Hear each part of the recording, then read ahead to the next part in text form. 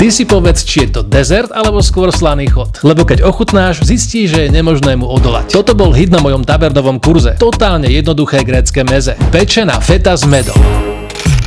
Potrebuješ 2 hlavné a 3 vedľajšie suroviny. Pre rovnomerné prepečenie použij tenší plátok fety. Opláchni vodou a osuš. List filocesta potri olivovým olejom a prikryj ďalším listom. Nakraj polož tehličku syra, dôkladne zabaľ, potri olejom a konce založ. Posyp sezamom, spojom nadol ulož na plech, ktorý sa predhrial v rúre a peč asi 20 minút do zlatista na 180. Aj toto video vzniklo vďaka Somat 5 v 1, ktorý mi šetrí čas nielen s umývaním riadu, ale aj údržbou samotnej umývačky. Ako tento intenzívny čistič a odvápňovač z Power & Pearls.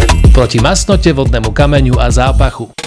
Fetu po upečení prelej medom, použij aj škoricu, čerstvé ovocie alebo čili omáčku. Vychutnávaj si ušetrený čas po svojom. Recept pošli ďalej a nezabudni, treba si variť.